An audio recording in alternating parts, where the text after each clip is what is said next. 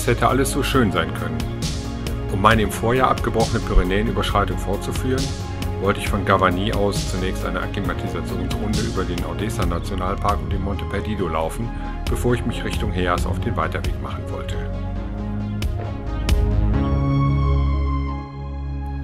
Am Plateau Bellevue öffnet sich die Landschaft. Kühe und Schafe grasen und der Blick wird frei Richtung Pic de Sarradé und Port de Bucaro, dem Grenzjoch zwischen Frankreich und Spanien. Da oben weht ein heftiger und kalter Wind, aber die Aussicht ist herrlich.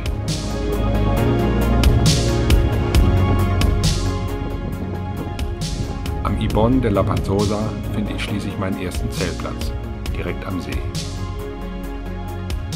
Und dann das. Boah, ich glaub's nicht. Da bin ich gerade wach geworden von irgendeinem hässlichen Geräusch und es zerrte am Zelt und plötzlich wurde meine Matte platt und es ist ein Riesenloch im Zelt. Offenbar hatte irgendein Tier Appetit auf meine im Zelt liegende Salami und sich den Weg freigebissen und dabei auch noch meine Leichtluftmatratze erwischt. Nachdem ich alle Lebensmittel aus dem Zelt verbannt habe, flicke ich Zelt und Matte notdürftig, puste die Matte wieder auf und lege mich hin. Kaum bin ich eingeschlafen, wache ich schon wieder auf, weil ich auf dem kalten Boden liege. Das wiederholt sich für den Rest der Nacht alle 10 Minuten. Am Morgen steige ich dann, ziemlich gerädert, wieder nach Gavarnie ab und kaufe mir eine neue Luftmatratze, um dann ohne Eingehrunde zu starten.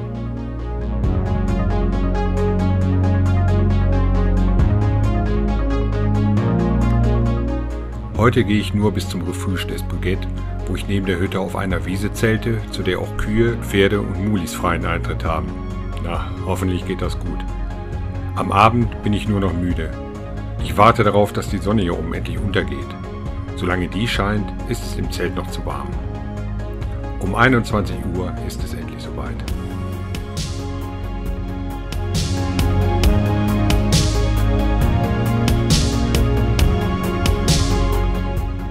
Okay, diese Restmahlzeit war jetzt mit Ansage.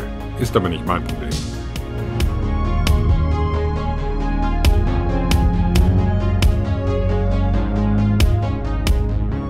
Der erste Höhepunkt des Tages, und zwar im wahrsten Wortsinn, ist die Pyménée, ein herrlicher 2801 Meter hoher Aussichtsberg.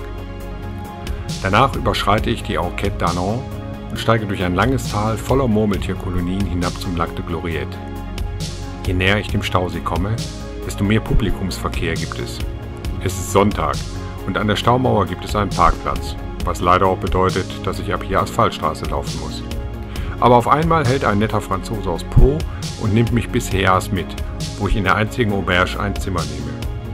Kaum habe ich es bezogen, regnet es wie aus Kübeln. Schön, dass ich nicht gerade jetzt mein Zelt aufbauen muss. Es ist schwül. Der gestrige Regen liegt heute im Boden, in der Luft und im Nebel, der das Tal verschließt. Ich laufe an Wasserfällen vorbei das Tal des Aguillou hoch und komme aus dem Schatten in die Sonne, mit der ein angenehmer kühler Wind aufkommt. Der Duft von wildem Thymian flutet meine Nase, als ich am Fluss meine Wasserflaschen auffülle und anschließend zur Enquête de Heas aufsteige. Ich bin ganz alleine hier oben, kein Mensch außer mir. Der Kontrast zu gestern ist erstaunlich, was so ein Wochentag ausmacht. Und dabei ist es Juli, Hochsaison. 2 Pässe und einen halben Liter Schweiß später komme ich an den Lac de Baroud an. Eigentlich wollte ich hier zelten, aber es ist erst früher Nachmittag und so mache ich erst einmal eine Pause. Als ich sehe, dass nur 2 Stunden weiter eine unbewirtschaftete Hütte ist die Entscheidung weiterzugehen gefallen.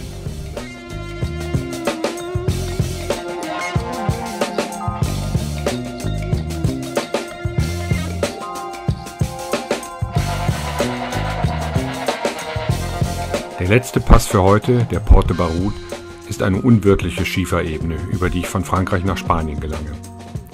Nach einem langen Abstieg, es sind eben nicht nur 2 Stunden, sondern auch 800 Höhenmeter, komme ich dann an der einfachen Betonhütte an.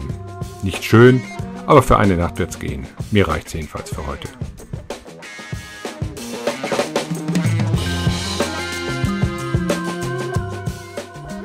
Nachdem ich in Parzan meine Lebensmittelvorräte aufgefüllt habe, stehen mir 11 öde Kilometer auf einer Schotterstraße bevor, die 1100 Meter höher den Paso de los Caballos erreicht. Dabei verschwitze ich rund 3 Liter Wasser. Tom Martens, der Autor des HAP-Führers, hat nicht umsonst geraten, diesen Abschnitt möglichst früh am Tag zu gehen. Aber was will man machen, wenn man noch einkaufen muss? Am Pass mache ich eine lange Mittagspause.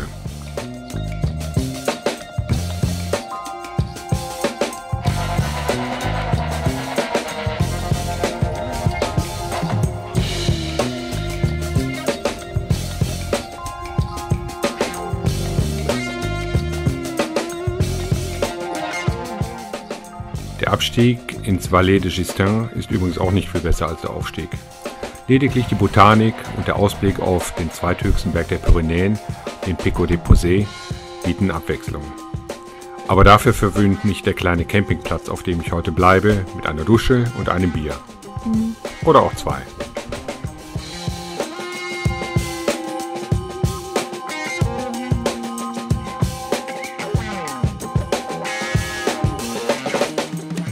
Um 5 Uhr morgens rollt ein kräftiger Donner von einer Talseite zur anderen und zurück. Regen setzt ein. Stunden später bin ich am Refugio Viados. Es regnet. Ein paar Leute warten darauf, vom Taxi abgeholt zu werden. Das Wetter wird immer heftiger. Das Wasser steht mir in den Schuhen. Auch die Hände sind mittlerweile so kalt, dass ich sie nicht mehr spüre.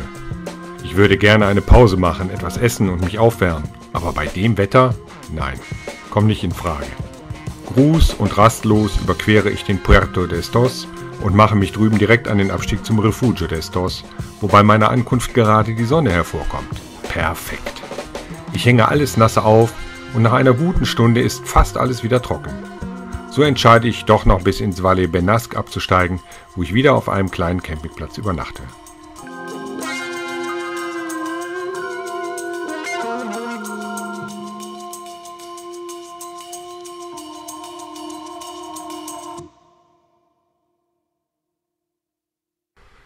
Am nächsten Morgen ist das schlechte Wetter vergessen.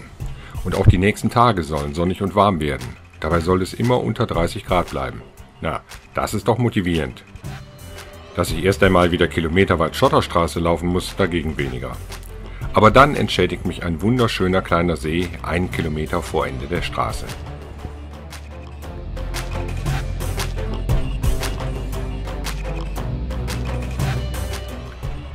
Kurz drauf verlasse ich den Hauptweg und steige links hoch, in der Hoffnung, am nächsten Tag gletscherfrei auf den Pico d'Aneto zu kommen, den höchsten Berg der Pyrenäen. Der Weg ist heftig, sehr steil und nur selten wirklich ein Weg. Dafür bekomme ich ein landschaftliches Highlight nach dem anderen geboten. Wasserfälle, Seen und endlich am Ibones de Coronas, meinem heutigen Ziel, angekommen, auch ein Blick auf den Aneto. Es juckt mich sehr, morgen da hinaufzusteigen. Allerdings raten mir 2 Einheimische ab, nur mit Pickel und Steigeisen, die ich aber nicht dabei habe. Und da es diese Nacht zumindest am Gipfel frieren soll und vorher offenbar 2 Eisfelder zu queren sind, glaube ich das auch. Es gibt übrigens heftige Fallwinde vom Aneto herunter, sodass der Zeltaufbau schon zur Herausforderung wird. Zum Glück bin ich hier nicht der Erste mit Zelt und wohl auch nicht mit dieser Problematik. Jedenfalls stehen hier schon einige Windschutzmauern, die natürlich nicht zelthoch sind, aber besser als nichts. Außerdem kann ich die noch ein bisschen verbessern. Bis Sonnenuntergang ist ja noch mehr als genug Zeit.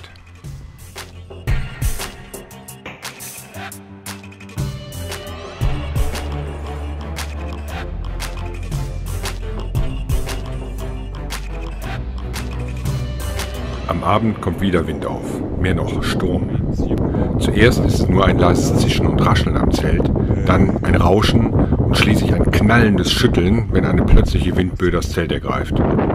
Auf der einen Seite werden die Zeltwände eingedrückt, auf der anderen aufgebläht. Es rüttelt und lärmt am ganzen Zelt. An Schlaf ist jedenfalls nicht zu denken. Der Sturm hält die ganze Nacht hindurch an. Mal knattern Fallwinde vom Aneto herunter, mal rauschen Böen von der Seite heran und lassen das Zelt beben und dann, nach einem kurzen Moment scheinbarer Ruhe, heult es vom Tal hoch und lässt die Zeltwände flattern und knallen. Um 6 Uhr morgens und in der Erkenntnis, dass es nicht mehr besser wird, schäle ich mich aus den warmen Daunen, die ich eigentlich gar nicht verlassen will. Ich packe den Rucksack so schnell es geht. Das Zelt stopfe ich als letztes einfach nur nach oben drauf. Vorsichtig steige ich wieder bergab. Ich bin unglaublich müde.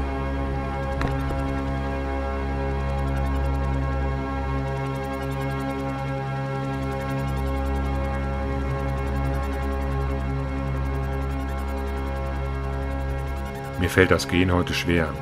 Die letzte Nacht steckt mir in den Knochen. Heute übernachte ich auf dem Refugio Cap de José. Es ist zwar erst früher Nachmittag, als ich dort bin, aber es ist einfach zu einladend. Auf dem ersten Pass des Tages bin ich schon in der Sonne. Bis auf einzelne Vögel ist es absolut still. Ich bin nur 20 Minuten von der Hütte entfernt und ganz alleine hier oben in 2650 Metern Höhe. Ohne Wind knallt die Sonne auch am frühen Morgen schon ganz ordentlich. Ich bin froh, dass ich jetzt bergab gehe und nicht bergauf. Das mit dem Wetterbericht und keine 30 Grad ist ja schön und gut, aber das gilt natürlich nur für den Schatten. In der Sonne fühlt sich das schon ganz anders an.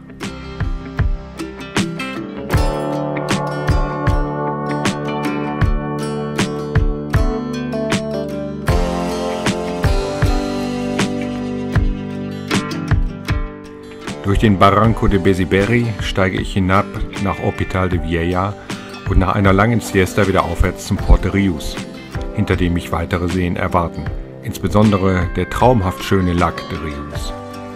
Unterhalb des Lac finde ich einen weitläufigen Biwakplatz, den auch schon 3 Spanier nutzen. Eine Quelle ist auch in der Nähe. Dem Abendessen und einem ruhigen Tagesausklang steht also nichts entgegen.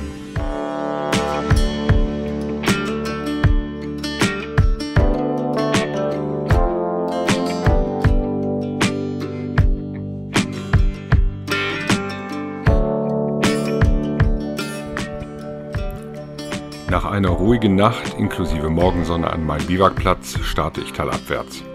Wähle dann eine Abkürzung, mit der ich einen zusätzlichen Hüttenanstieg umgehen will und finde mich unversehens an einem Parkplatz wieder, an dem ich meine Karte nochmal studiere.